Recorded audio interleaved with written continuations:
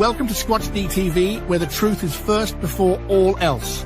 Join your hosts, veteran investigator, TV personality, and author Steve Coles, and from the Kentucky Bigfoot Research Project and the Kentucky Fried Fixes channel, Chris Bennett. Sit back and prepare to take yourself on a journey with the longest-running Bigfoot podcast, Squatch-D TV. Here are your hosts, Steve and Chris.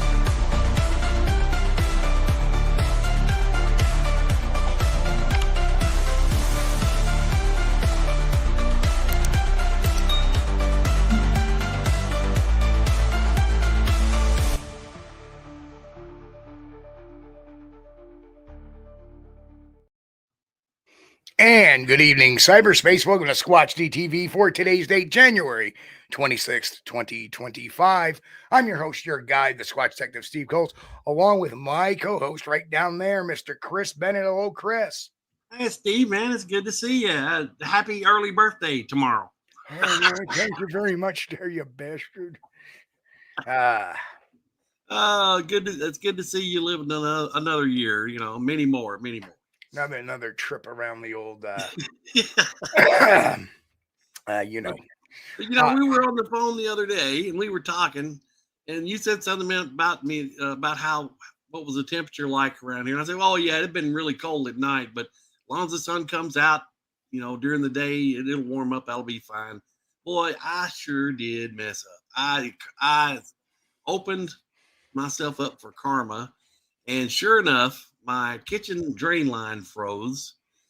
That backed up into the the dishwasher, and that caused the problem to break. So I had to tear the dishwasher apart. I had to thaw out lines. It was just the last few days has been a nightmare, but that's okay.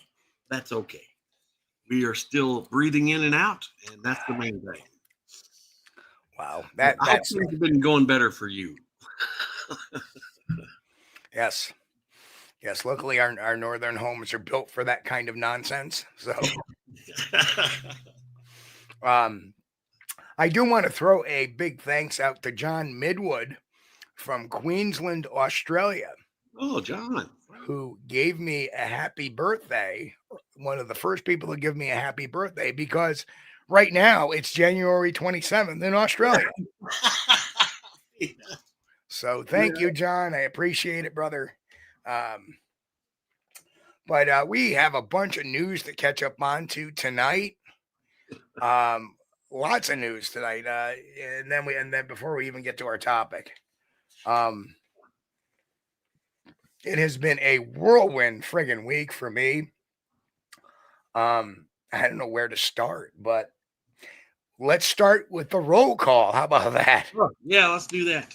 And the chat is hopping. This sure is. First in tonight, Walter Kroll. Hello, Walter. Thank you. He says, great title. Yes, we're going to be talking about extinction tonight in relation to the Bigfoot. So, and of course, Mitch Hargrove. Hello, Pete H. Hello, Sharon. What's going on? Danny Weeks in the house. Don Gamau Jr. Hello. Patrick Collins back up and watching. Yes, Patrick had some computer issues. I got his video card in. And his buddy, another friend of his, came in and figured out why his computer was acting like an ass. But anyway, Sandra Piper is in the house. Karen Fisher, hello. Tennessee Cherokee. Angel Nolan, hello. Jen, what's happening? Jen is in the house. Roy Longley and Bristol, they're here as well. Roy's representing the lurkers here. We appreciate all the lurkers. Hello.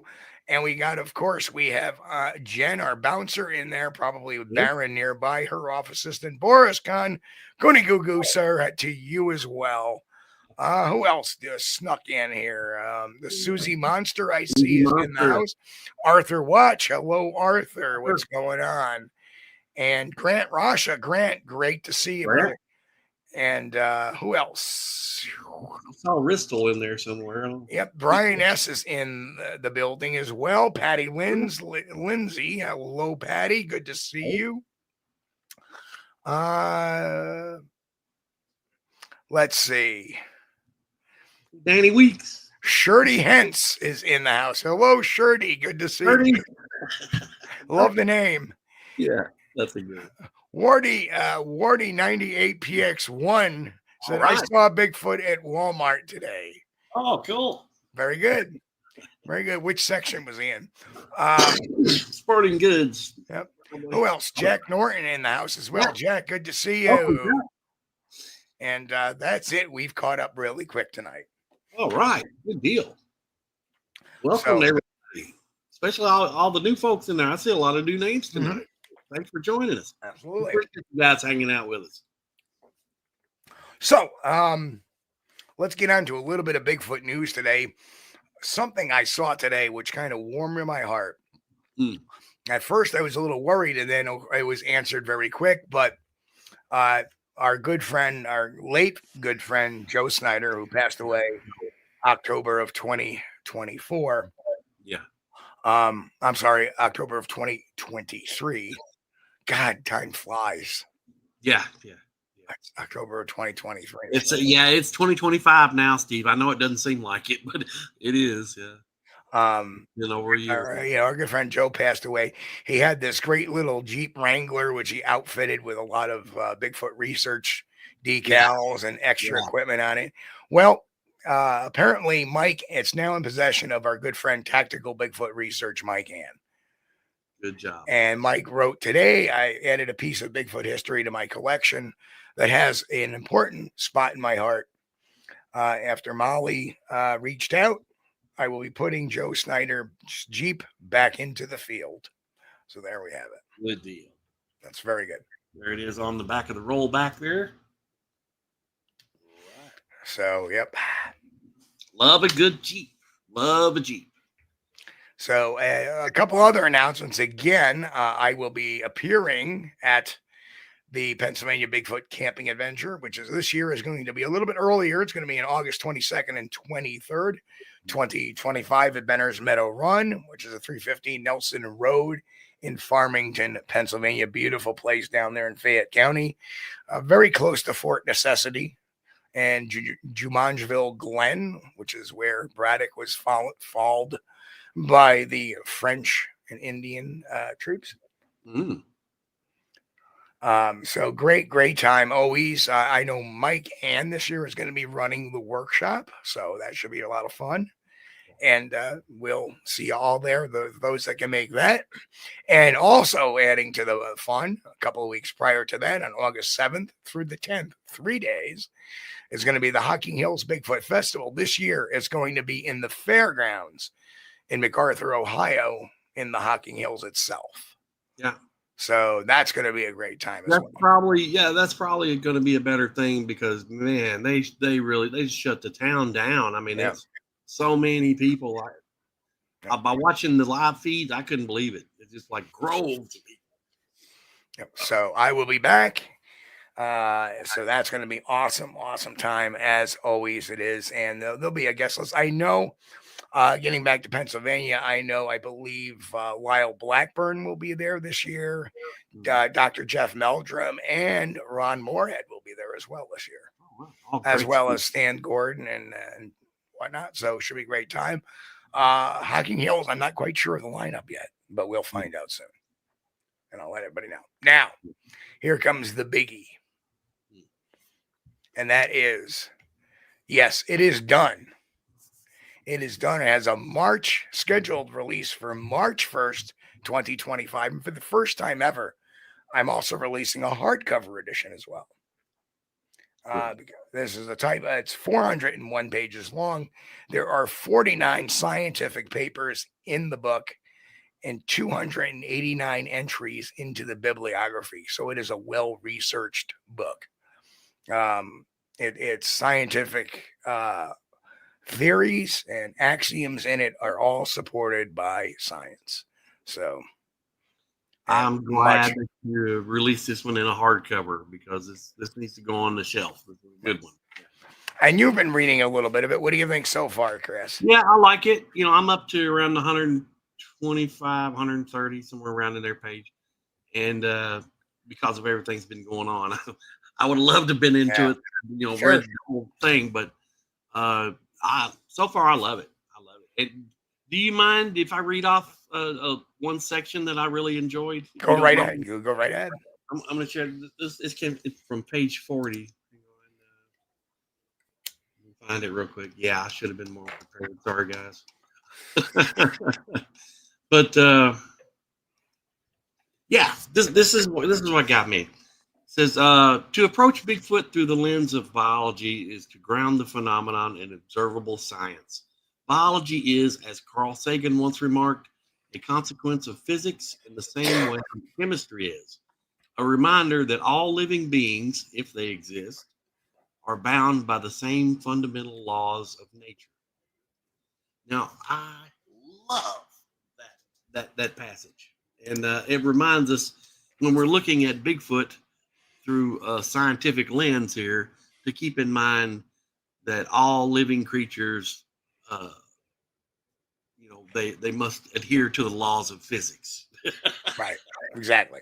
We can't have a Bigfoot report that says this Bigfoot jumped 190 feet straight up in the air and, vanished into a portal. Very true. Very true. That's just one small passage that, I wanted to read that. I love that. I think that's good. And that's true to the spirit of this book. You find that exact thinking all the way through so far. Now up to 125, 130. I'll get to the rest of it later this week. Hopefully, if everything calms down here and their dishwasher doesn't throw dishes at us while it's trying to wash them. And and just so you know, I did send one of those papers that I've done. Like I said, this started with one paper. Right. And then I said, well, why don't I do paper on this? And then on that. And then before you know it, I was writing a book. Right. So I was like, and the thought process was coming so fast and furious. It still is.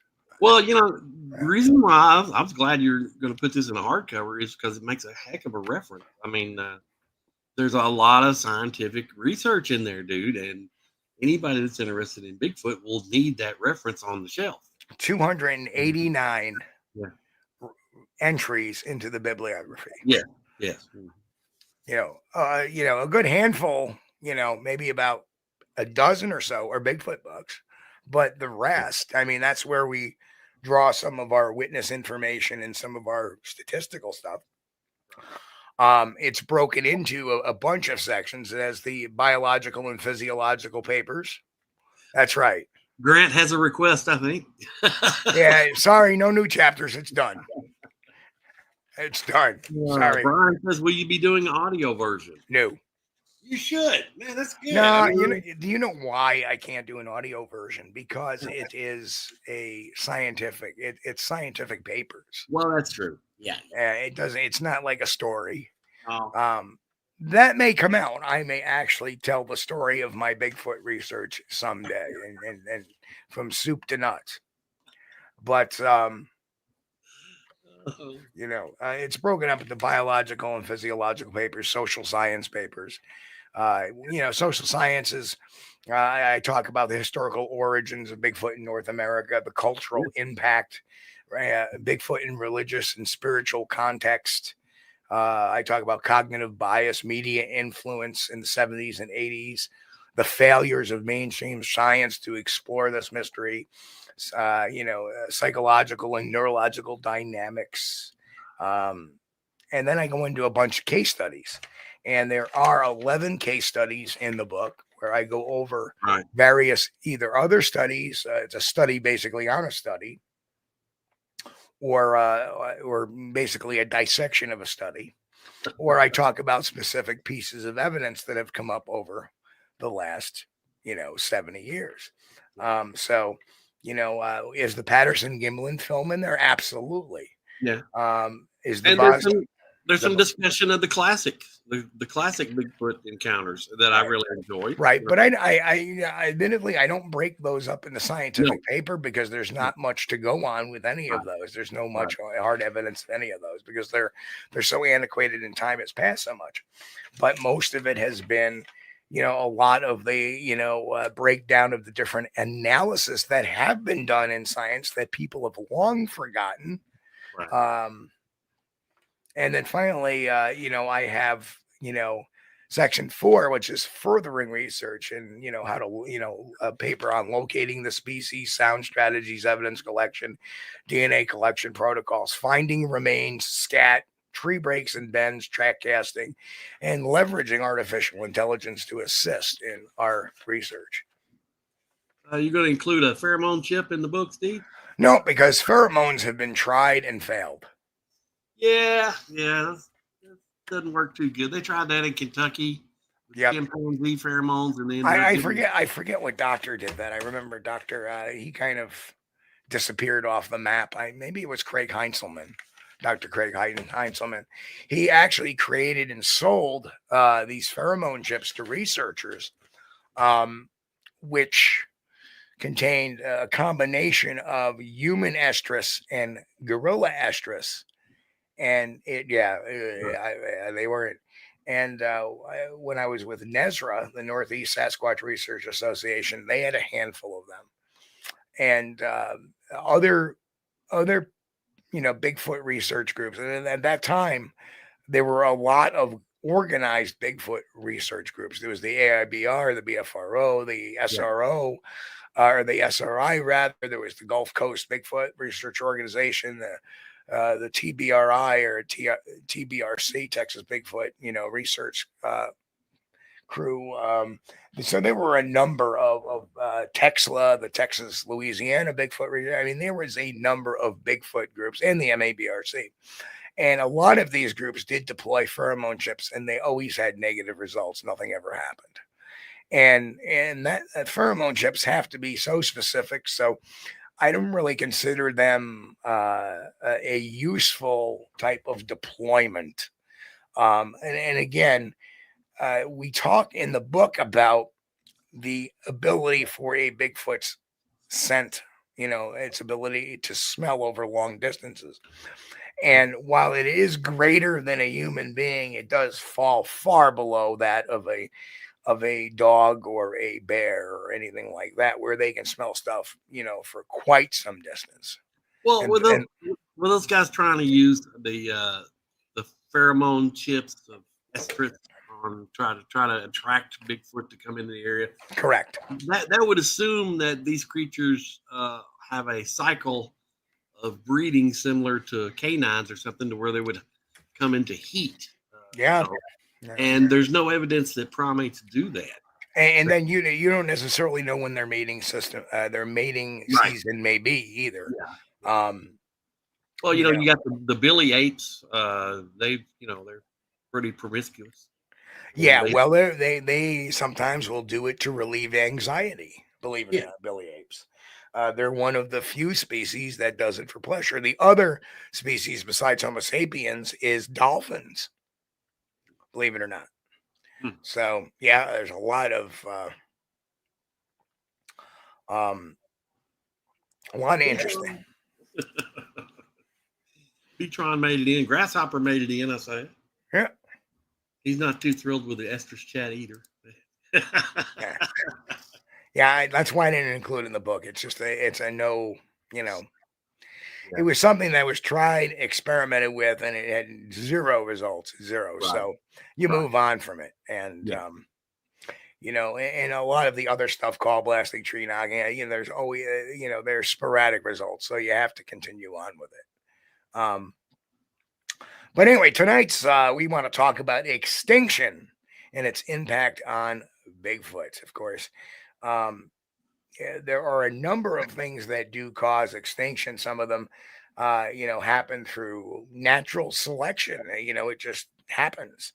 Habitat destruction and human actions. Sometimes there is a climactic change. The Ice Age, for example, made a number of species go extinct. Yeah.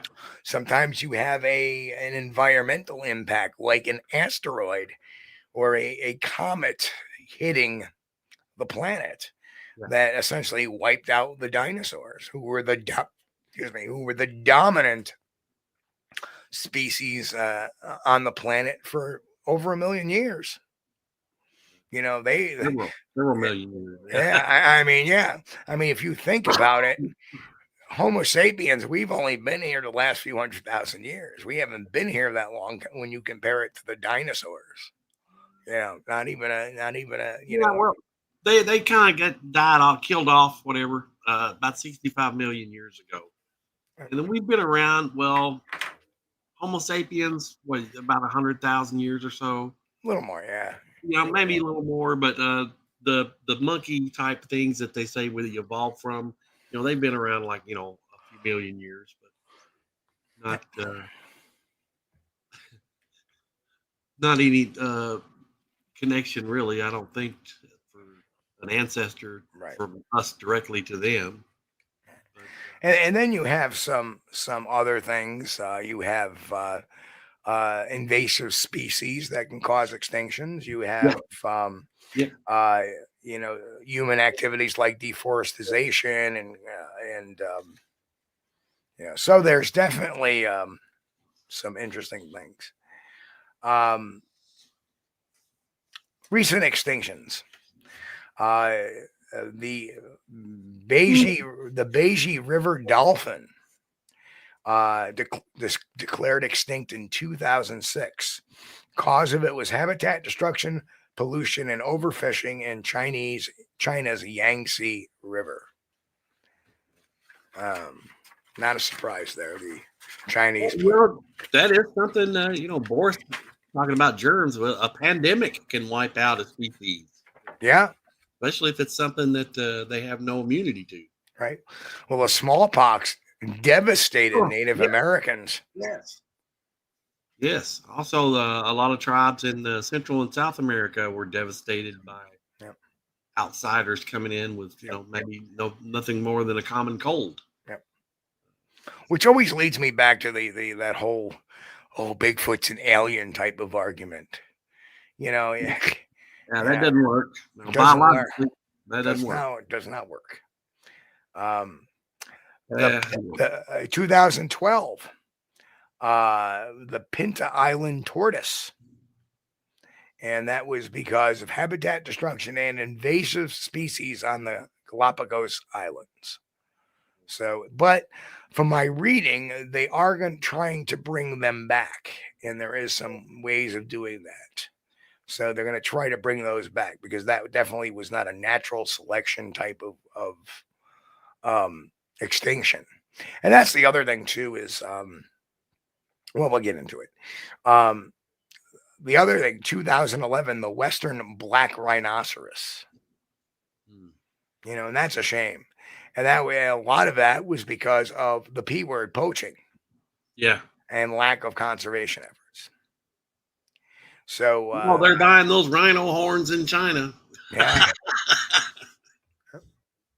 I don't know if they really work like they say they work, but evidently they're worth thousands of dollars per kilogram. The golden toad, which was last seen in 1989, declared extinct in 2004. The reason for that was habitat destruction. So, it's kind of interesting that some try to blame that on climate change, but Costa Rica has always been hot and humid and warm. So I don't understand how climate change could have anything to do with that, except, Grant says Snake Island continues to grow. All they do is eat other snakes. Well, I would donate to help them go extinct. So here's another one too. Another animal that went extinct in 2000 in the wild. There are some reintroduction efforts going on because there are some that exist, but they are extinct in the wild. And that was a Spix's macaw. And that was caused by deforestation and an illegal pet trade. They were snatching them all though. Right. And that's, when you think about that, you have to be very careful with that because a lot of times people will buy those birds and there's one bird, so they don't have a chance to procreate, and eventually you're going to run out of animals. Yeah. Grant, I don't like snakes either, bud. Of course, 1936, the Tasmanian tiger. Oh, Hunting, habitat destruction, and competition from introduced species. And then finally, the last one I want to touch on is, of course, this one's an older one, the dodo. Probably one of the most famous extinct species. Yeah. And that was because they were overhunted. Yeah. And habitat destruction and introduced species as well. So there was a lot of different effects on that poor bird. Well, yeah, the dodo birds, I think, went extinct because they were slow and easy to capture for food. Yeah. And but the Tasmanian tiger, those guys, they put bounties on them, and they were hunted to extinction. Perhaps they should have used the survival strategy and evolutionary survival strategy, such as not tasting like chicken. Probably. If they would have tasted bad, they'd still be alive. That's right. Like, raccoons. Yes. Yeah. Possums. Well, there's still people that eat possum. Wow. There's people I would not. I would not. But I have eaten a bite of groundhog, and let me tell you, groundhog is not bad. It tastes like pork, and that's why they say they claim everything tastes like chicken. No, groundhogs taste like pork. That's why they call them groundhogs. So does gator. Yeah. I've had gator. Oh well. Ugh. I don't want to know that either. Yep, I've had blackened gator. Yep. Yeah. So, but snakes, I don't think snakes are ever going to be a problem. People eating those, I've done it before and seen people do it, but I only took a little bite because it was everybody else was doing it. Sure, have some rattlesnake, fried rattlesnake. So, what does Bigfoot face in the wild that faces the same threats of all the others? Well, of course, they same type of habitat loss from deforestation, urban expansion, change altering ecosystems and food sources, and human interaction risks. So, once they are discovered, then you have to worry about poaching. Not that we've had groups of people go out and try to poach them anyway, or take one down for science, and that's never been successful. So, not. Poor said,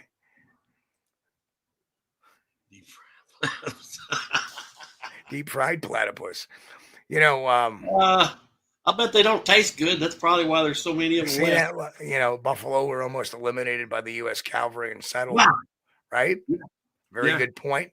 Good point. And now look at us. We eat buffalo wings all the time. Well, I think if you do the research on the buffalo deal, that was because of the railroads. The railroads caused the basic extinction of the buffalo. Well, there was a big boon on there too, because they would harvest the meat. They would use the skin. They would use the furs and the skins, and there was a number of uses that during the westward expansion, buffalo, they were so numerous. You never have to worry about eating. At that time. Yeah, there's places here in Kentucky where the landscape was created by buffalo. I mean, unbelievable. River crossings and stuff like that created by buffalo. Yeah. Bristol, I tend to agree with that comment.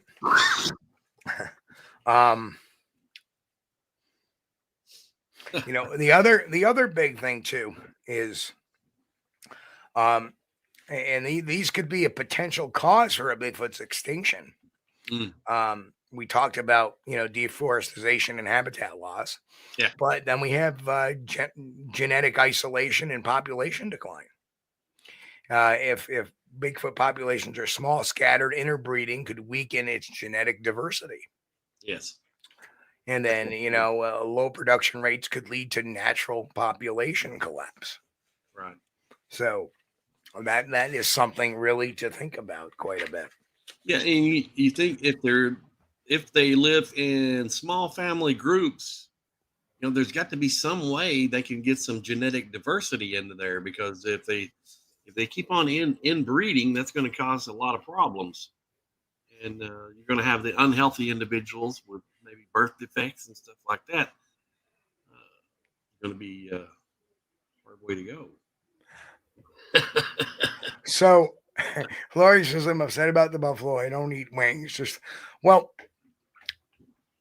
I don't know. Should we tell her that buffalo wings don't come from buffalo? What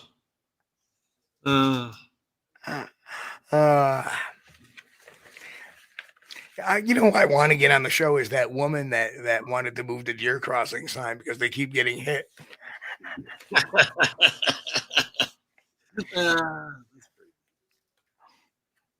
Oh man! Oh yeah, we have a lot of problem with that in Kentucky here locally. You got to watch out if you drive in the evening, late evening, or at night. Oh man, you just guarantee they're going to be committing suicide in front of your car, right and left. Again, disease and invasive species, exposure to human-borne diseases like viruses and bacteria, could be fatal. We've done a whole program on Bigfoot disease susceptibility, and there's even a scientific paper in the new book about that as well. We can get back on off this slide anyway. Of course, we have invasive predators or competition from other species could reduce their food sources.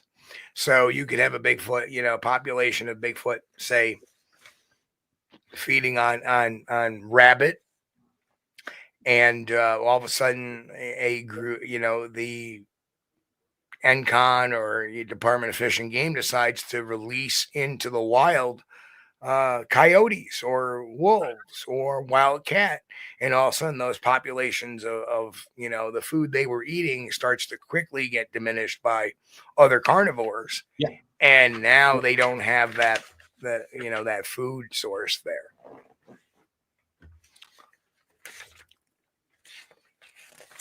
Well, if you think that Bigfoot maybe used deer as a food source, I wonder how long one deer would last a group.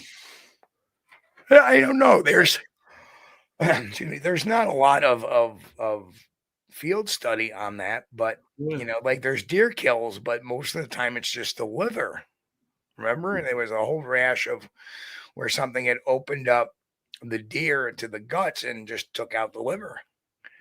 And the interesting thing about that is that although again that's like that's like your tree bend that everybody attributes to Bigfoot. Nobody ever saw Bigfoot do that.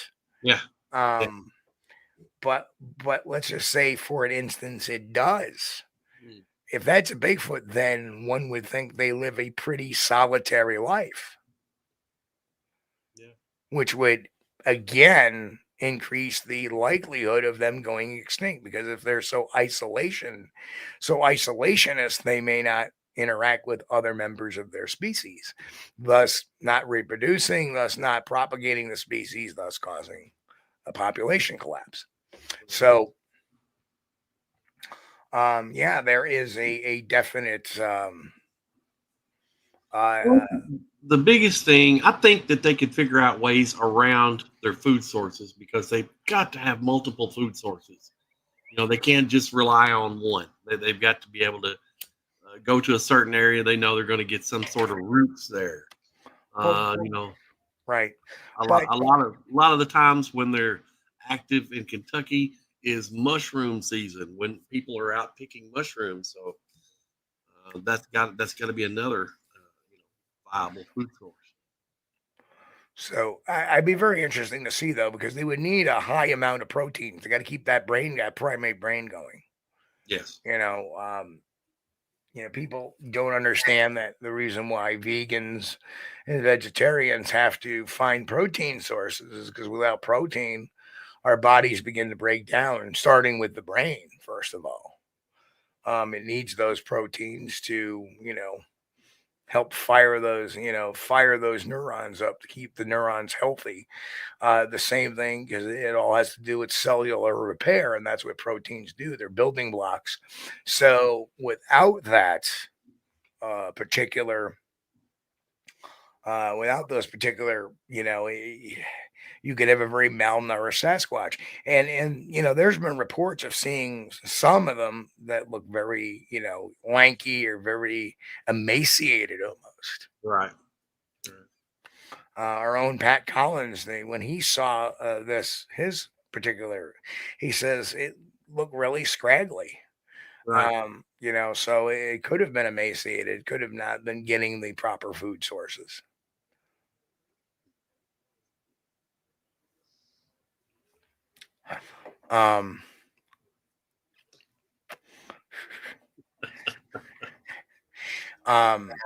So that's why, it's important, like I said, surety. Yeah.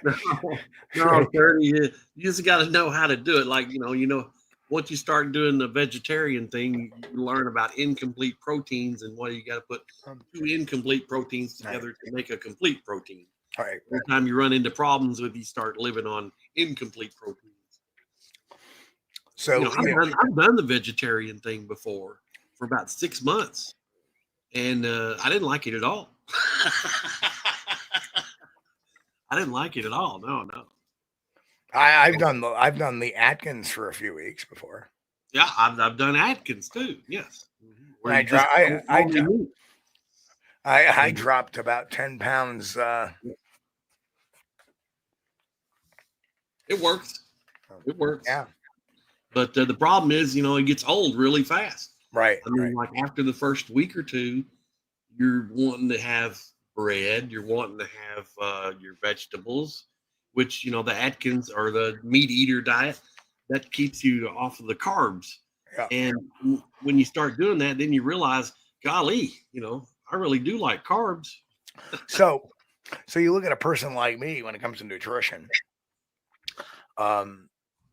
I have high cholesterol, hypertension, and diabetes. What am I supposed to eat? What am I supposed to eat? Yeah, you're supposed to eat mostly protein rather than carbs. No, protein spikes the cholesterol. Yeah, but your carbs are going to spike your sugar. Yeah, you can't win. It's rough. Yeah. So what I do is I have a strategy is I keep medicated to my eating levels, level everything out. So that's the actual strategy is that's why, Mick says the carnivore diet heals all sorts of ailments. Yes, it does. You know what? I think there is something to it. I mean, I don't think it's magic, but I do believe it does promote inflammation in your body, whereas carbs promote inflaming your joints and stuff. When you get on the carnivore diet, which is all meat, it reduces inflammation. It reduces the inflammation in your body. So if people with arthritis or swollen joints or you got a bad knee, it reduces inflammation. It works. See, Boris says he's on the seafood diet. He sees it, he eats it.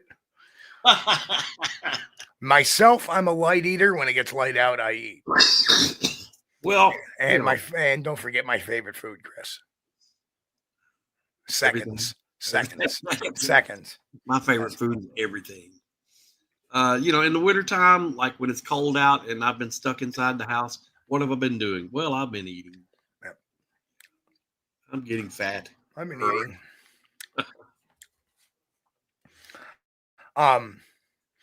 There have been, over the years, a number of conservation success stories. First and foremost, I can think of the American bald eagle. That was supposed to be. But then you have the California condor, the black-footed ferret.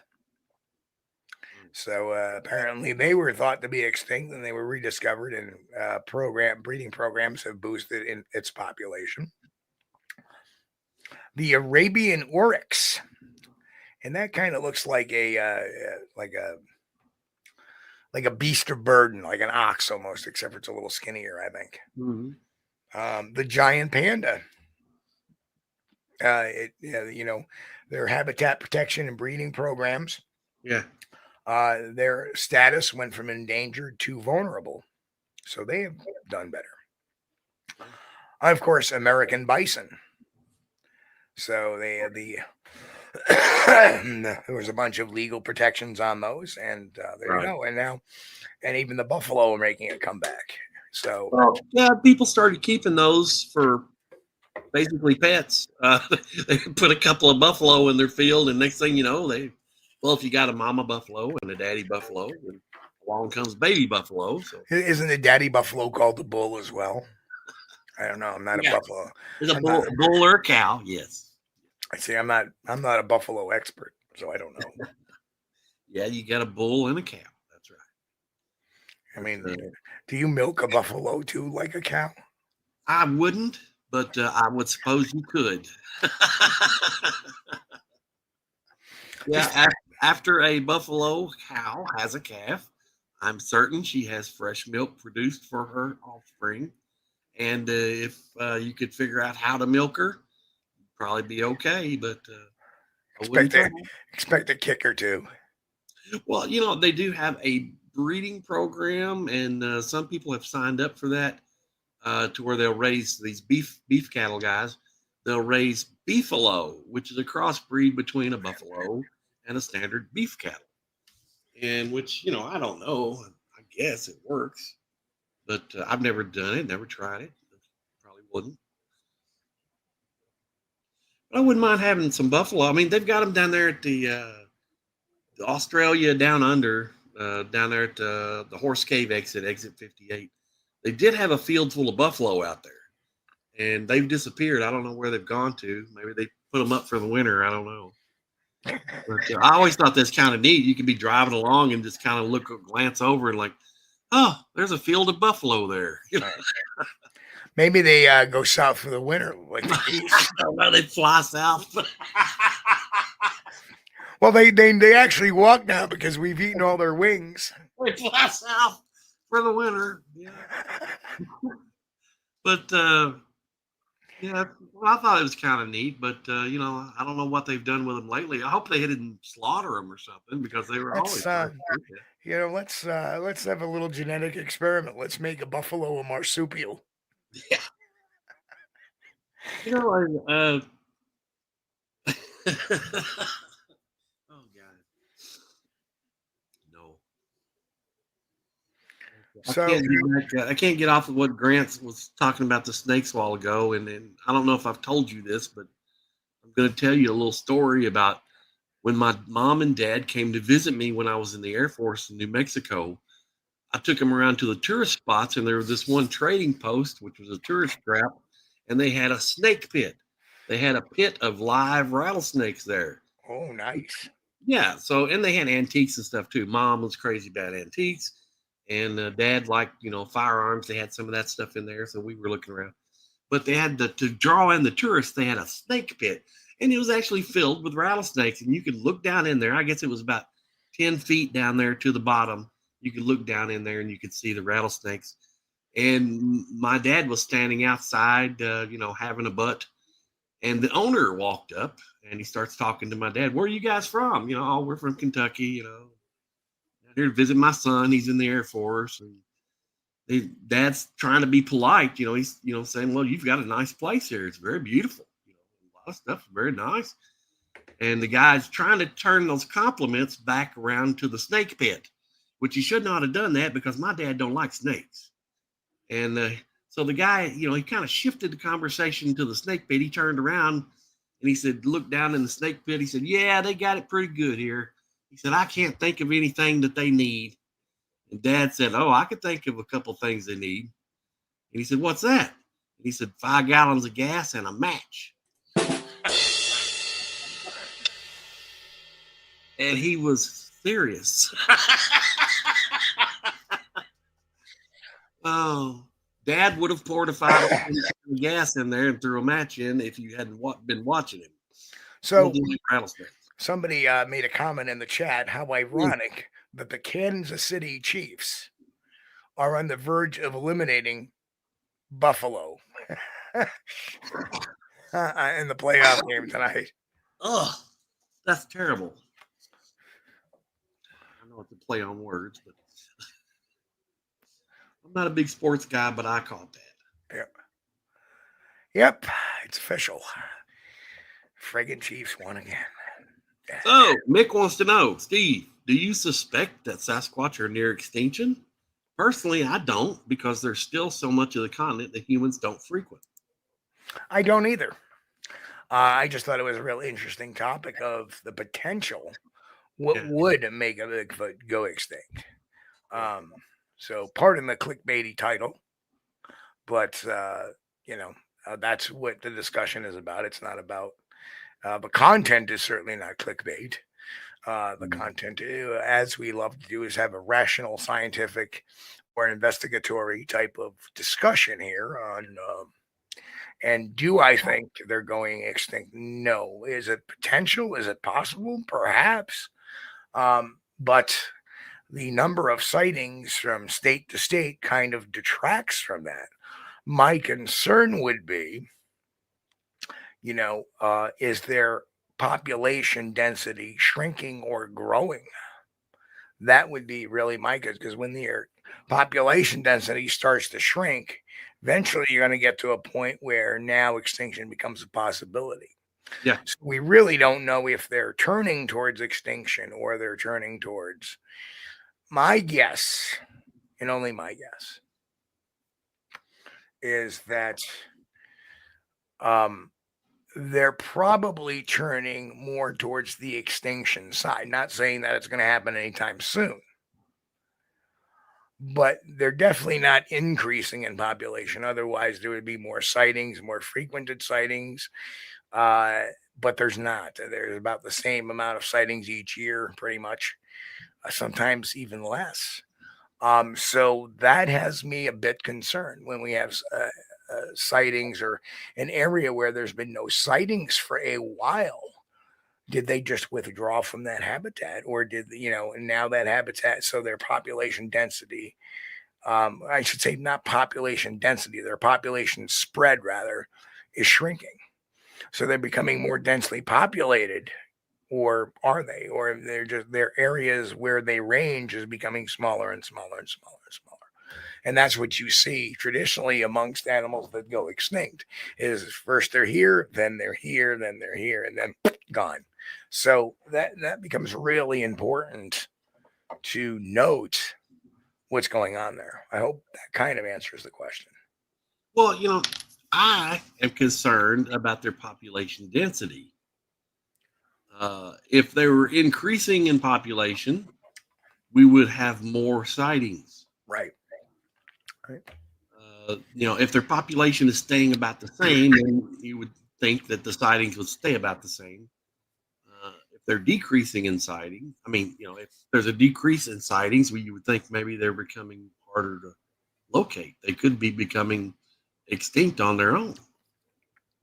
And one of the things that concerned me was their breeding structure, and what type of family groups they live in, and are they extended? Do they switch out? Do they do like the Native American tribes did? Maybe get women from other tribes, or maybe switch out.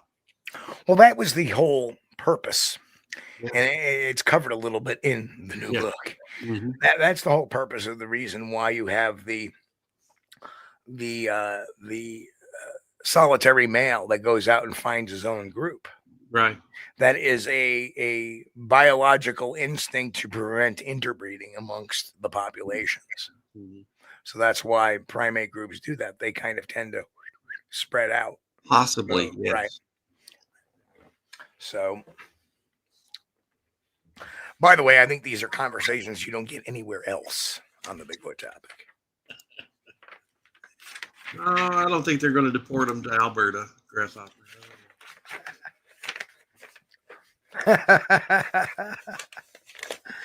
Well, of course. Wouldn't less sightings also be an indicator they're getting better at not being spotted. Well, yeah, it would, but I don't think. I think it's maybe mainly by chance that they get spotted. So it's kind of like this. The evidence would show no. Less sightings mean that they're not getting better at not being spotted. It means that their population is diminishing. That's what's shown in all the other biological species of the planet. It's like, geez, I haven't seen 1925. It's like, wow, I haven't seen any of the Tasmanian, devil or the Tasmanian tigers around or the thylacines. And all of a sudden, like, where are they? I don't see them anymore. Well, they're extinct. It's not that the thylacines have become better at avoiding humans or hiding. It means they disappeared. And that is the way for a lot of animals. Wow, we haven't seen one of these in years. Yeah. Where did it go?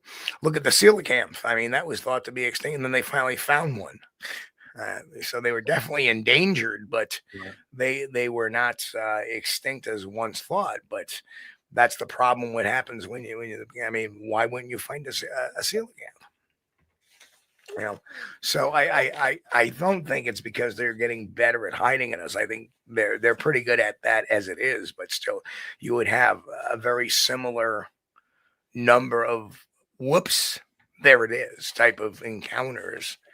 On a regular basis. So if sighting reports are starting to dwindle. Yeah. Kay Curtis said we can bring Bigfoot back from extinction as science now. Bigfoot close to human and gorilla is not to say but crazy science in Russia. We'll mix it breeding. I think there was a Russian experiment. They tried to breed chimpanzees with human women. That was a very bad thing. It didn't work. Yes. No. And the other thing too is that not close enough. Right.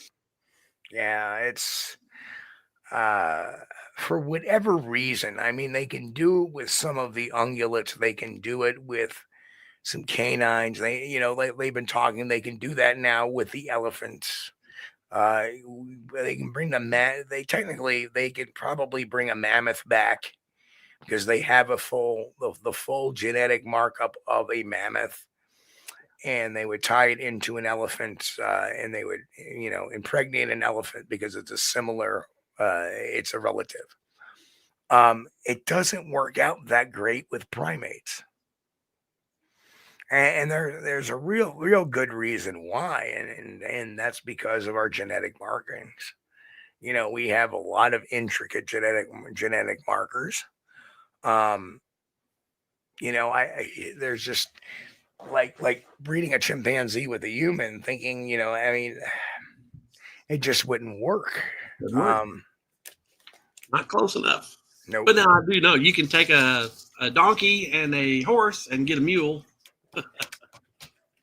But that happens in nature. Doesn't happen in a lab. Yeah. Right. So that's just natural. You can take the natural breeding partners and create a new species, which though is sterile. The new species is sterile, and but not to say that a mule can't have a baby, because there are recorded happening observations of that happening. Right, a mule had a baby. A Jenny had a baby, and unfortunately, it was not a mixture of the male mule DNA and the female mule DNA. It was an exact copy of the female. How about that? She had herself. Oh man. Interesting topic. But far away from Bigfoot going extinct.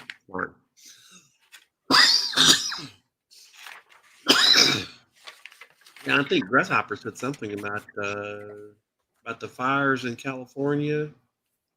They had fires before now, and and as a matter of fact too, where the fires are is not really Bigfoot territory. I mean, they have them around the Hollywood Hills and stuff. Those are just basically hills around a large city, and the Palisades area, that was a residential part away from the city, up in the hills. Well, I'm kind of sitting here with a half smile on my face because there is a chapter in the book, Wildfires and Climactic Events. Okay. Hadn't got to that one yet. Right. And what I've learned, and that was a learning experience for me because that was a question I delved that I had thought up. I'm like, hey, you know what? I see all these wildfires. Let me, how would they react? What does nature show us? Let's do a comparative analysis with other great apes and see how they react. I was stunned.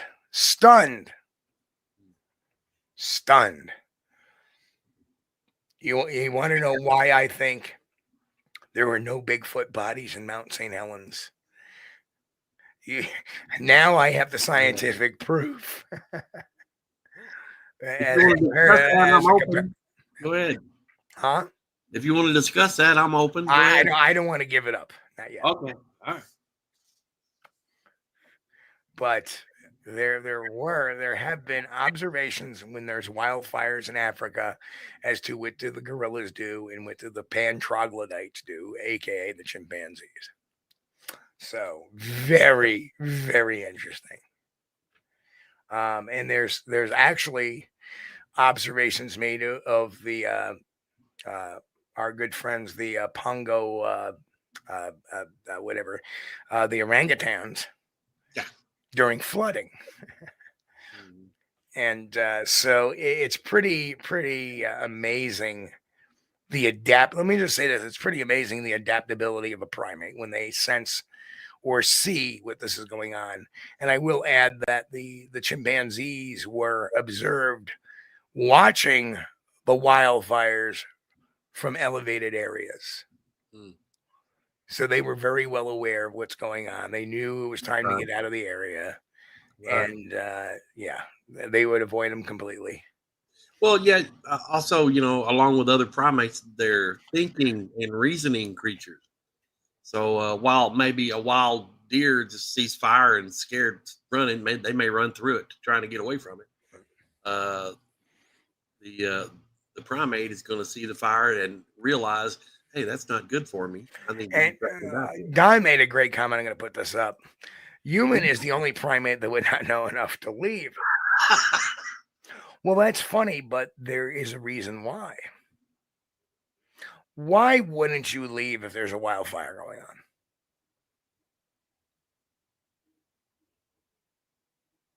I would leave. Unless I'm there putting it out, I would leave. So there's a fire 100 yards away from your house. Are you going to leave? I might check the insurance policy first. Right. But if the house is not insured, no, I would stay there and try to fight the fire. Okay. Right. And then you also have a shit ton of personal stuff that can never be replaced. Yeah, that's true. That's right. True. So the difference between us and the other primates is as Homo sapiens, especially modern Homo sapiens, and it's true for the last several hundred years. Actually, it's not just, or actually for hundreds of years.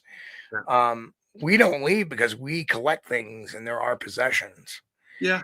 And, like chimpanzees don't have possessions. Gorillas don't have possessions. Orangutans don't have possessions. There's sticks in the forest they can find elsewhere. We're the only kind of thing that buys something that's manufactured or have this, memory where we can create a photograph and it's a memory for us of somebody that's long gone. And we don't want to leave it. We want to fight and make sure it doesn't get destroyed in a fire. So that's why we stay around a lot of times, to protect our belongings. Yeah. Sentimental. Right. So we are one of the few species, if not the only species, that has sentimental attachments to non-biological things. Let me say that again. We are the only species to have a sentimental attachment to non-biological things. In other words, if there is a baby gorilla, you may expect a bunch of the female gorillas to try to rally and protect and get that out of an endangered area, right? Yeah. Right. We will do the same thing with if there's an infant, right? But we will also do the same damned thing if there was a chest full of old pictures from generations long ago. Right? There will be a certain amount of the population that will fight and try to stand there and try to retrieve that as well. So again, we are the only species that has sentimental attachment to non-biological items. Right.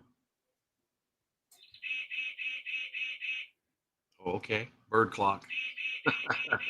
Well, Lori, you know what? I would help any animal, abso-friggin-lutely. And that would be in our human nature too. We see a puppy or a kitten or anything like that. It's our human nature to go. I mean, hell, I was part of a team many, many, many years ago. There was a fire in a house, and we got into the house and we rescued the kittens that were in the house. They were, they were all hiding under the couch. But we moved the couch in there. They all were, and we each grabbed a kitten or two, and out we went out the door with them. Yeah, we will, as human beings, we will survive. We treasure life, whether it's human or non-human, believe it or not, when it comes to emergency situations. Oh yeah. But we also extend that to. I have a Rembrandt hanging in the parlor, and my house is on fire in this part. I'm going to run in and grab that Rembrandt. Right. Right. We have attachments to non-biological items, and that's one of the few things that other animals don't. And what I mean by non-biological, I mean things that are like this, that are not breathing, living, or anything like that. It's what's been happening in California is a tragedy, and mostly I can see the tragedy. They ran out of water, and but the problem was a lot of these houses that were shown that were burnt down had full swimming pools. So why didn't they just pull water out of the pool to spray on the house? I just don't understand it. Right. So let me give you a great example of anthropomorphism. People could turn around and say, well, Bigfoot was trying to protect their nest or their cave or their whatever. No, they wouldn't. Right?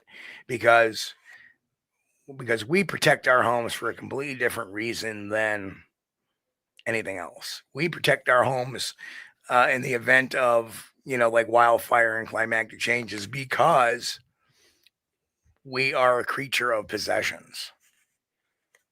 We have a system of attaining wealth or attaining items and attaining possessions, and that's what we do. We make stuff and we collect stuff. That is our change. When Homo sapiens first emerged, we were farmers. We would grab vegetation and eat that. Then we learned to become hunters, right? And then we learned to cultivate crops, and then that became the big thing. And then we became industrialists, and that became the thing. And every single time, every single switch, we collected more stuff and more stuff and more stuff.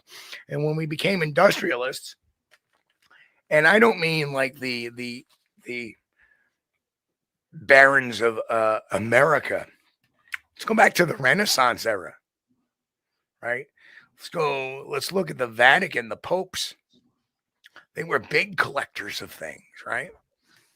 So don't always blame it on modern man. As far as what's been going on in the last couple hundred years, it's been going on for thousands, right? Of collections of things. Go back to the Roman Empire and the tributes to Caesar, right? Those are all possessions, right? So don't always think that it's just today.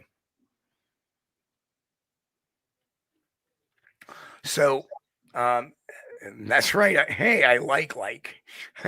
I like. Welcome and thank you for commenting. Welcome aboard.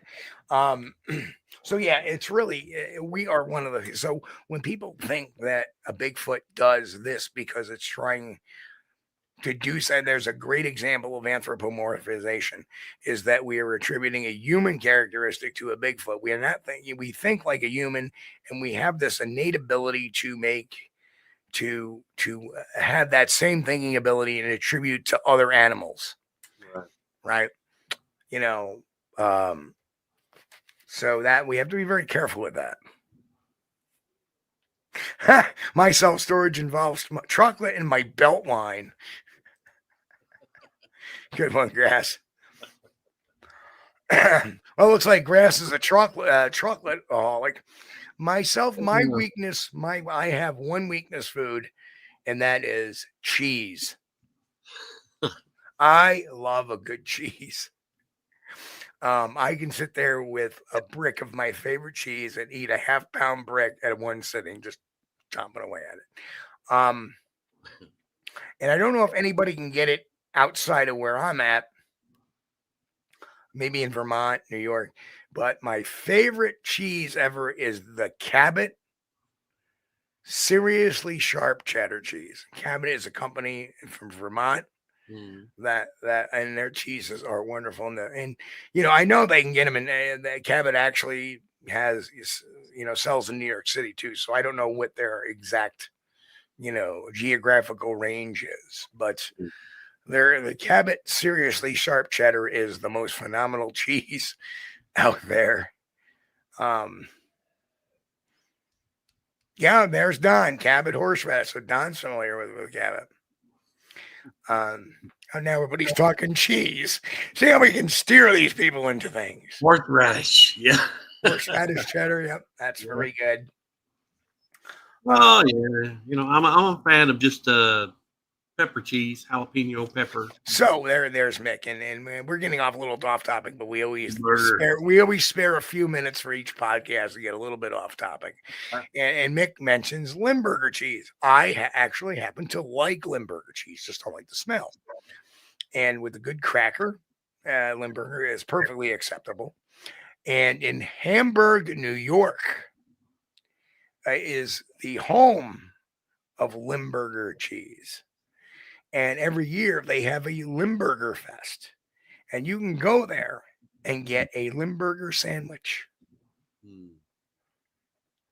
Well, I mean, I don't know if I just want to have cheese. Cabot Pepper Jack, another one of my faves. There you go. Yep, Pepper Jack. Good stuff. Good old ham and cheese sandwich with a slice of Pepper Jack.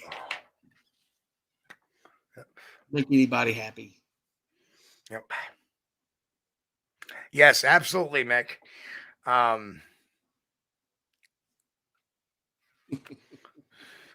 Yeah, there are some German foods and that's the other thing is that, you know, I'm known for my Italian food and making Italian food, but I have a definitely German, because my ancestry was German. I did get a lot of German type meals as a kid.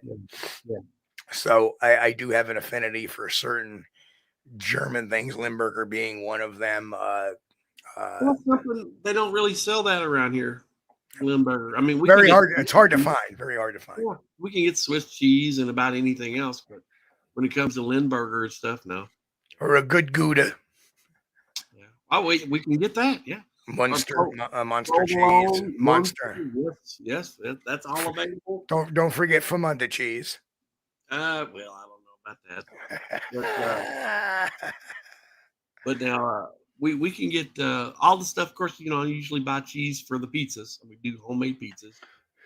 Well, Lori, you got to step that up, Lori. Lori said, "Steve, weenies and sauerkraut." No, I'm stepping it up. I want some good bratwurst and sauerkraut, or so even better, some Weisswurst and sauerkraut with a good German mustard on there. Oh, heaven. You know. Well, as cold as it's been chilly weather here lately. And chili always works good with a grilled cheese sandwich. Yep. You know, if you I'm not really crazy about tomato soup. Well, hang on. I got to stop you here for a second. Mm-hmm. Chili is good with a grilled cheese sandwich. Mm-hmm. I thought that in the South it's supposed to be cornbread. Explain that to Well, me.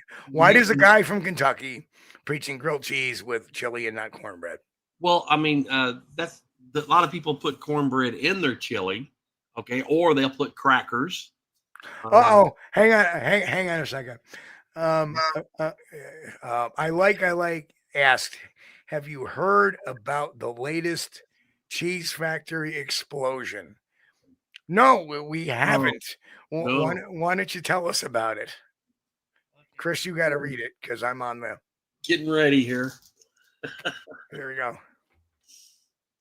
Oh, there's debris everywhere. No, I like it. It's pretty damn good. That was pretty good. Bravo. Yes. I like. Bravo. Oh, that's a good one. That's a good one. Yeah, we like that one. There's debris everywhere. But we were talking about chili, and yes, people put cornbread in it and crackers. I'll usually use crackers in mine because crackers are cheap and it's handy. It takes a while to make cornbread, okay?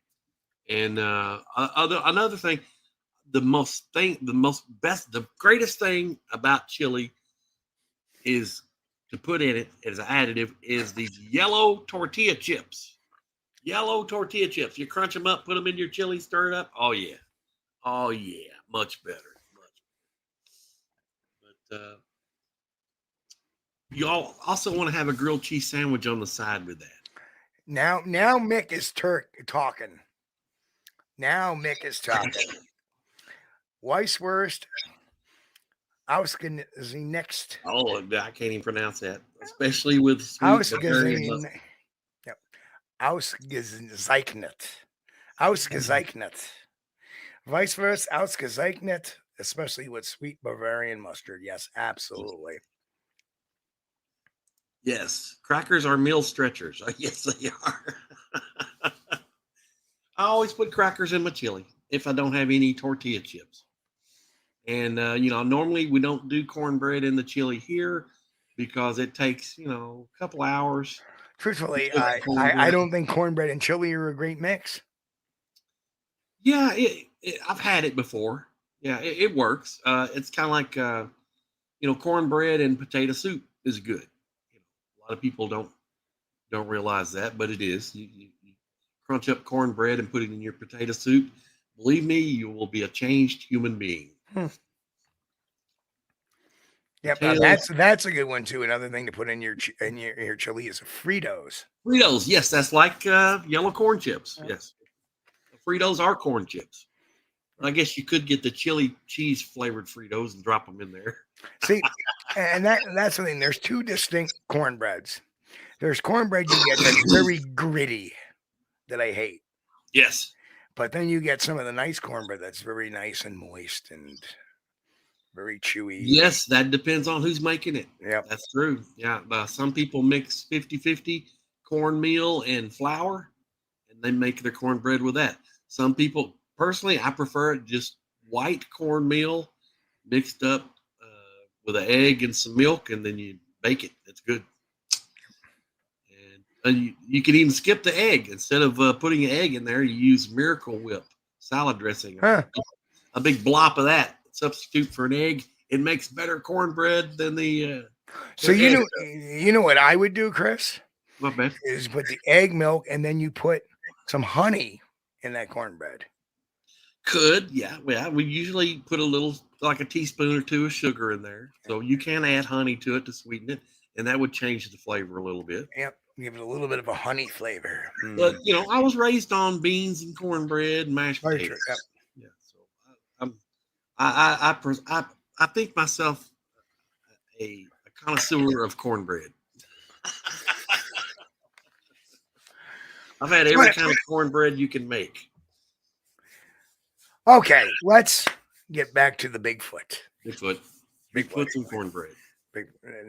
No cornbread. We're done with the cornbread. Chris, put the cornbread down. Yes. Okay. Hang on, I got an itchy ear tonight. Yes, I am. I am one, Grant. That's me. That's why I have the redneck diet, because I am one. Well, actually, technically hillbilly, but I will gladly claim the title redneck as well. You're a mountain person. Mm-hmm. Don't you have some relation to the Hatfields or McCoys? McCoys, right? Well, I'm not related to them, but I knew a girl that was Melissa McCoy. Missy, if you're out there, he was a direct relation of the McCoys from Kentucky. Yeah, and I have to side with the McCoys because they were on the Kentucky side of the feud. The Hatfields were on the West Virginia side of the feud. I didn't care for that. They're enemies. Still goes on to this day. Yeah. That was not the only feud that happened in Kentucky. There have been several others. The office assistant is knocking at the door because the office assistant was conveniently absent at the beginning of the show, and I can hear him at the outside of the door going, "Oh."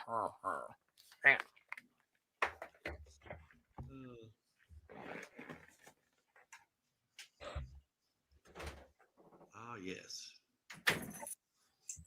Only the true cornbread, and there is no fake. That's right, Lori. Well, that's what I grew up with. Mom, back before the age where you go to the grocery store and buy all your food from a cardboard box, Mom made food with flour and cornmeal and stuff like that. And every day we would have pinto beans, cornbread, mashed potatoes or fried potatoes, and some sort of meat along with a vegetable like, corn or green beans, something like that. And that was very healthy meals. And I enjoyed that. And I enjoyed health through my youth. And then not only till later when I started eating stuff crap out of a box, when I started getting fat and unhealthy, all this super, what do they call it? Processed foods. Yeah, all the processed foods will put weight on you and make you unhealthy. I don't know how this happened, but I remember we said, let's get off cornbread and talk about Bigfoot. And then I had to go get the dog, and I come back, and we're talking about cornbread again. Oh, I think it's all good. And I'm laughing at it, actually. Yes. Do you think Bigfoot likes cornbread? I don't know if they would eat it. I really don't. I don't. Again, it depends on who makes it. No, that gritty one, I don't think it would be that, but I would think that they would not trust it, because it's something they've never seen before. Right. Yep. And when I left out things back in 2010, and before that too, I left out items that I thought they would like, and that was based on items that I had given the chimpanzees out in Alamogordo. And as it turned out, they did not want an orange. And you could see tracks around the tree where I had placed the orange. So I knew they saw it. They had to have smelled it because I could smell it when I got within 6 feet of it. And they never touched it. Well, the thing about citrus is that citrus, you have to think of scopes in an evolutionary scale sometimes. And citrus, the rind of an orange is very bitter. Mm-hmm. So when you smell it, it gives off a bitter smell. Mm. We get over that because we know that pulp inside that orange is delicious. Right. But the outside, if you smell it, it smells kind of bitter. And if you bite into it, you're tasting nothing but bitter. Yeah. So one doesn't know or hasn't learned that if you peel the orange and take the peel off the orange, right, the inside is sweet and juicy and very refreshing. I don't think they ever touched it because I would set the orange down in the bend of a tree, in the fork of a tree, specifically in a certain manner to where I was okay. The navel of the orange is pointed straight up at the sky or something like that. And I would come back and it would be the same exact spot. Now here's the failure to that. If you had taken an orange in front of them and peeled it and then ate it, one might have tried to do that. And then that one would have taught the rest of them to do that. Maybe. Yeah. Because then I say, okay, let me try. And if it liked it, let me put it that way. If it peeled it and then ate it and liked it, then you would see it being taught over to the rest of the crew. But right now they're looking at it, and to them, think about how an orange looks like maybe a ball. Yeah. Right. It's round. It's, it's colorful, because primates see in the colors like we do. Yeah. Oh, Grant, think of a word that rhymes with orange. I can't. No. That's a difficult one to do. Something that rhymes with orange.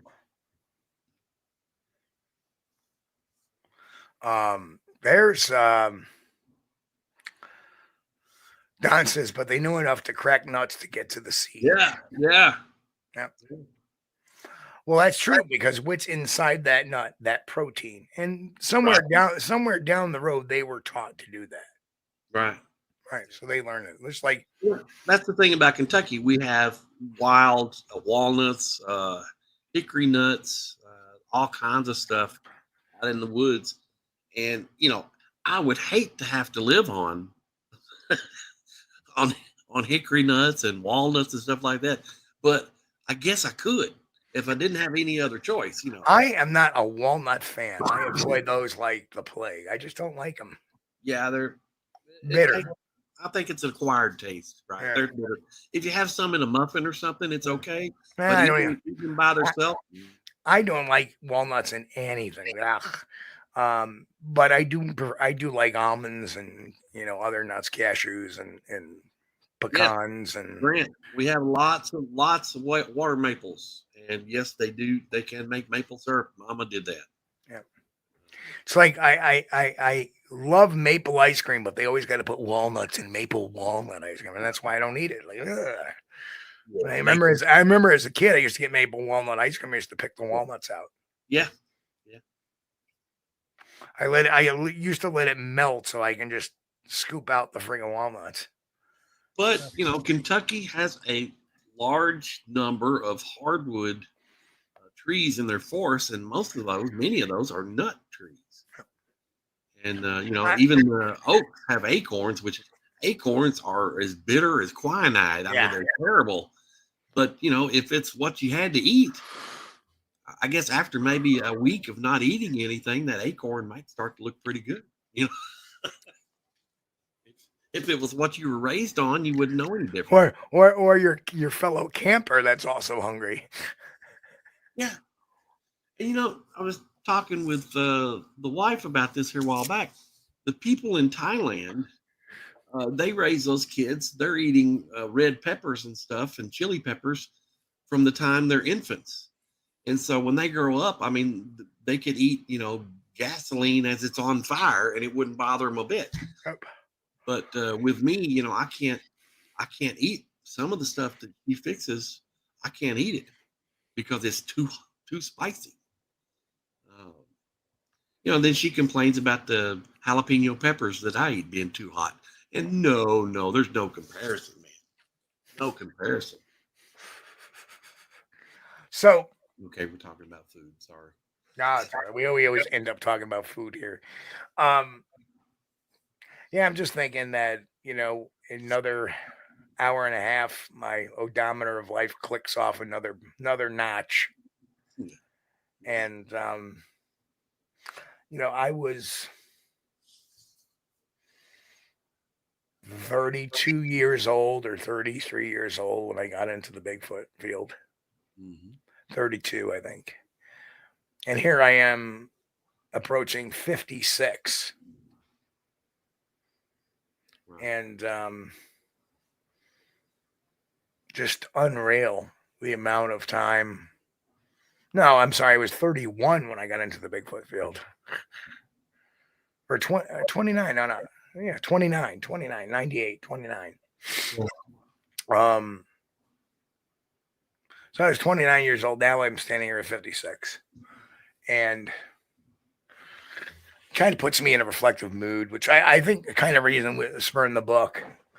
which was kind of a mass accumulation of everything I've come to believe and realize over the years of doing this.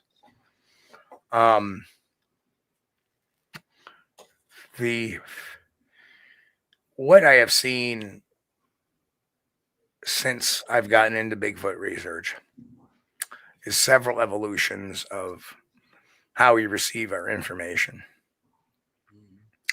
And even on the media platforms. I mean, we've gone to doing years ago.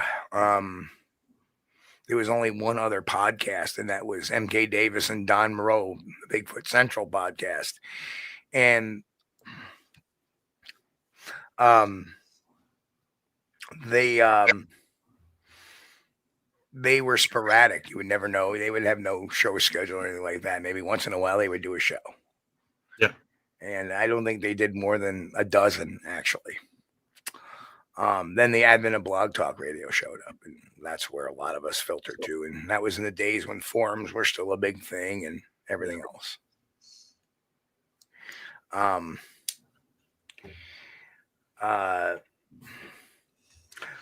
And there's a damned good reason why I'm not cashing it in the Bigfoot mystery, and in fact I'm only increasing my efforts. And that's because if you look at people like John Green and Renee DeHinden and even Peter Byrne, who always kept their finger in that pie, that's what kept them going. That's what kept their minds fresh. That's what kept them motivated to live, to keep out and keep going. The minute you sit in retirement, step back, traditionally in my family, that's when people start to croak. My family needs that, whatever, that drive to keep on going. And I'm going to keep on going. It's not going to stop. So take that to the bank. Even if I'm unable to move or get into the forest eventually, I'll still be writing, I'll still be analyzing, and I'll still be looking. And every year will continue. And this year we're looking at hopefully we're looking at a lot of fun projects. And, the cool thing is we got a new book coming out. And we're going to press on maybe even another book before the end of the year.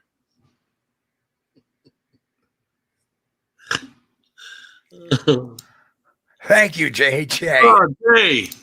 Thank you, sir. Appreciate it.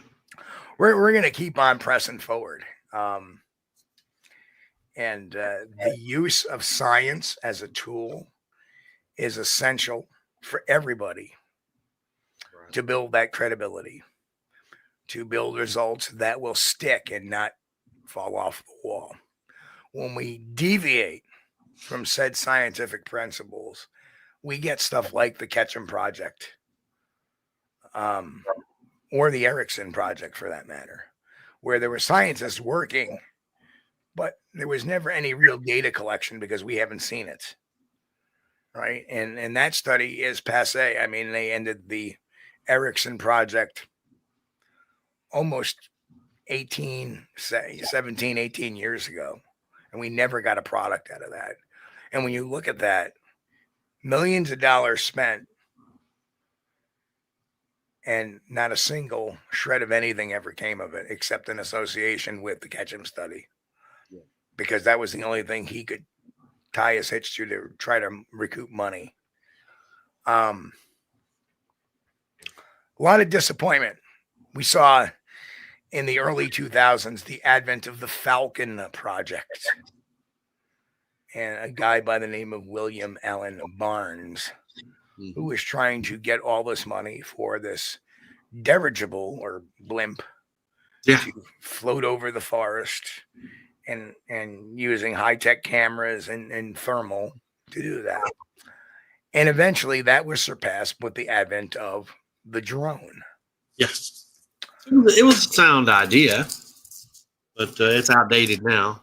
But there was a lot of controversy amongst it too. Like, he had all this money going, and you noticed we interviewed him initially. Yeah. Give me a second. Hang on. Dog's got an emergency. Hang on. Yeah.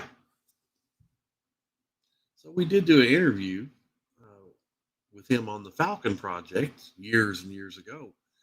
And the concept was good, but I think there were some problems with the money. And I think he was collecting a lot of money, maybe more than he actually needed or something. I don't know. I don't know what all the controversy was. But usually, if it has to do with money, that means somebody's probably got their hands in the cookie jar. Don't know if anybody did. Steve may have a little to add on that.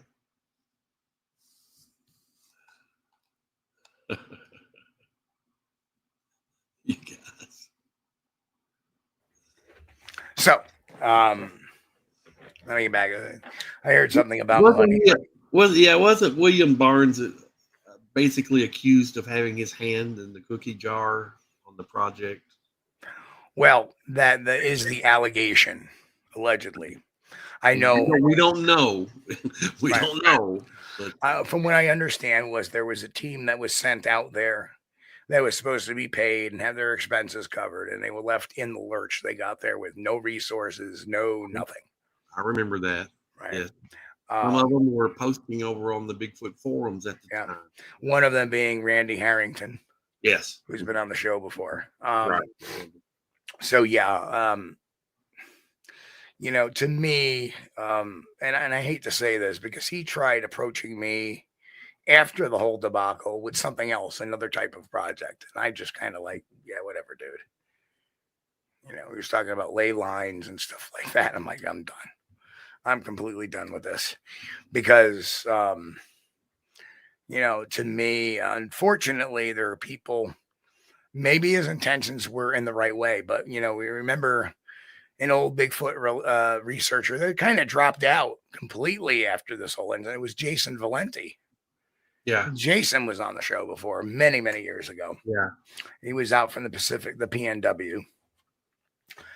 And he had a falling out and left the Falcon project. And that was way before any of this other strange stuff going. Right. But I know Barnes always talked a big game, but nothing ever, you know, like he talked, oh, well, I got these movie producers and I got these backers and but nobody ever saw a dime. And I'm wondering, after all, if it was another Ed Smith situation, the Daisy in the box, where it was a guy claiming to do this, claiming to be doing that, showing all these diagrams, showing all these ideas, saying I have my own team, whatever, the founding fathers, whatever the hell they called them. And turned out he was a liar the whole time. So I don't know if that's a situation there with William Barnes. You know, I have never seen any evidence of anything ever being built by him. And considering it has about the same material need as a Biscardi museum, right? Yeah. Right. Collecting all this money with no product. There's a huge problem with that. And then we wonder why we can't friggin' forward research. Well, the drone technology has come so far that they were able to use drone technology just a few weeks ago to locate some lost hunters in Tennessee. And they did that with a FLIR camera, thermal camera, mounted on a drone. And this drone was able to fly over the wilderness area. Of course, the canopy is, you know, there's no leaves now because it's winter. And they were able to get very clear, clean shots of these guys where they were at. And they sent deputies straight to them. So I think with that same technology, you know, of course, you know, I'm certain it's not cheap. All right. First of all, you got to have an expensive drone, not something you can order from Amazon that's going to fly for 15 minutes. It's got to be something that'll fly for a long time. And then you got Mick asked a question. Didn't we have him on the show after things started to fall apart? I don't know. I don't think so. I think that once I heard that debacle, I know that I'm not going to bring him back on the show because, you know, I don't trust the entanglements. But he was on the show 2, maybe 3 times over the course of like 5 or 6 years during the Falcon Project to give us updates, which never came to fruition either. Right. I do remember him coming on in the beginning when he first proposed the idea. Right. Yeah. And I was all for it too. I thought, well, anything, it was out of the box at the time. So,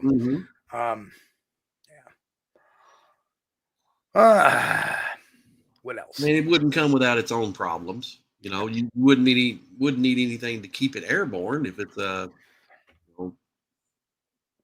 have helium blimp. You wouldn't need anything to keep it airborne, but you'd have problems keeping it in place.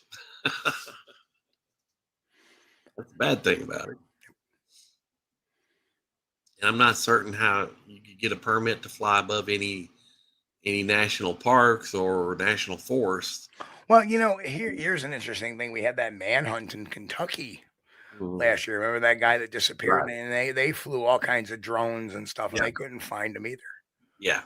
Well, he was already dead by the time. Look at Eric Robert Rudolph, who was gone on the lam for like 2-3 years. Yeah. Up in the mountains, they were trying to find him, and they had top of the line helicopters with government, $10,000 FLIR systems attached to them, and they couldn't find him. Right. So, well, that's the thing. I find it laughable when people say that drones are going to solve the Bigfoot mystery, because they're not. Well, helicopters make noise from a long way away.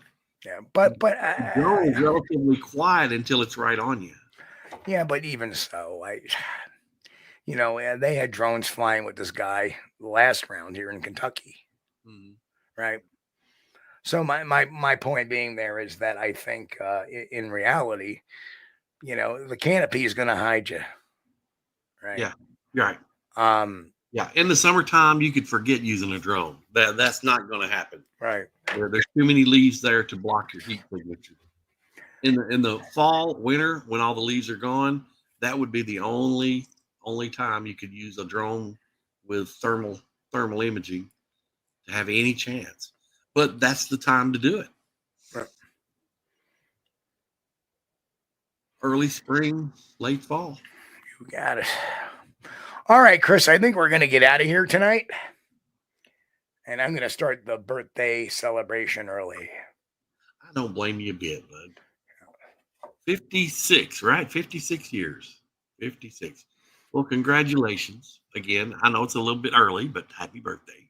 Yeah, I made it over the hump of the 50s. Now I'm on the south side of the 50s.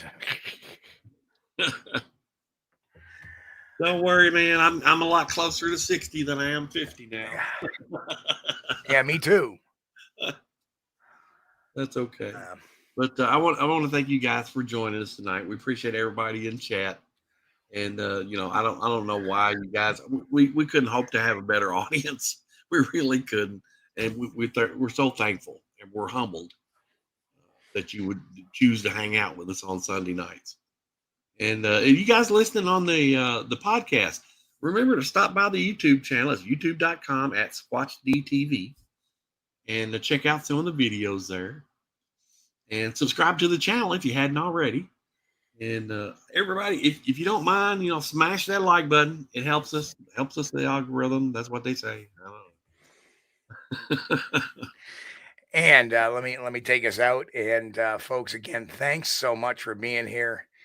I know we've skipped the last few Wednesdays, but we're looking good for this Wednesday. So I'll let everybody know Wednesday morning. Yeah. And I think we may even have a Friday show this week that we could do. I don't know. And thanks again to Jay Fritz for gifting 5 Yes, thank you. And folks, we will catch everybody here midweek. So everybody enjoy the first half of your week here. Stay safe. God bless. Of course, keep on squatching. We'll see you all here on Wednesday night, 9 p.m. Eastern, right here on SquatchDTV.com, YouTube.com/@SquatchDTV. Catch y'all in a little bit. Everybody. Bye. We thank you for being here with us on Squatch-D TV. If you haven't taken the time yet, please hit that like button and subscribe to the channel. And oh yes, hit that notification bell too. We don't want you to miss anything. If you really like our content, you should consider becoming a member, and it's really inexpensive and a great way to support not only the show, but honest Bigfoot research. Everyone have a great week. Be safe and God bless. We will see you all here next time on Squatch-D TV. Keep on squatching.